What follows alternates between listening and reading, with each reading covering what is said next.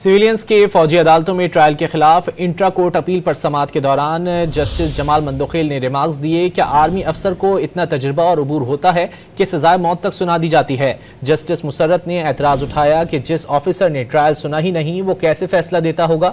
Remarks दिए कि एक आर्मी चीफ के तैयारे को एयरपोर्ट की लाइट्स बुझाकर कहा गया मुल्क छोड़ दो, उस केस का भी ट्रायल फौजी अदालत में नहीं हुआ।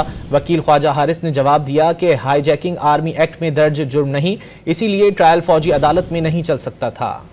फौजी अदालतों में सिविलियंस के ट्रायल के खिलाफ इंट्रा कोर्ट अपील पर समाअत के दौरान सुप्रीम कोर्ट के आईनी बेंच ने वकील ख्वाजा हारिस को ट्रायल के तरीकेकार पर मुतमईन करने की हिदायत कर दी। दौरान समाअत जस्टिस जमाल ने रिमार्क्स दिए कि उन्हें 34 साल इस शोबे में हो गए मगर फिर भी वो खुद को मुकम्मल नहीं समझते। क्या आर्मी ऑफिसर को इतना तजर्बा और अबूर होता है कि सजाए मौत तक सुना दी जाती है? फौजी अदालत में बैठा अफसर इतना परफेक्ट होता है कि इतनी सख्त सजा का तयन कर सके? जस्टिस मुसर्रत हिलाली ने रिमार्क्स दिए कि जिस अफसर ने ट्रायल सुना ही नहीं वो कैसे फैसला देता होगा। जस्टिस नईम अफगान ने रिमार्क्स दिए कि फौजी अदालतों का ट्रायल भी आम अदालत जैसा ही होता है। जस्टिस मजहर ने आगाह किया कि पूरी दुनिया में कोर्ट मार्शल में ऑफिसर ही बैठते हैं। दौरान समाअत जस्टिस मुसर्रत हिलाली ने रिमार्क्स दिए कि एक आर्मी चीफ के तैयारे को एयरपोर्ट की लाइट्स बुझाकर कहा गया कि मुल्क छोड़ दो। इस वाक़े में तमाम मुसाफिरों को खतरे में डाला गया। ख्वाजा हारिस ने जवाब दिया कि जो बंदा जहाज में मौजूद नहीं था वो हाईजैक कैसे कर सकता था। सुप्रीम कोर्ट ने जायजे के बाद तस्लीम किया था जहाज में काफी ईंधन बाकी था। जस्टिस मुसर्रत हिलाली ने कहा कि उस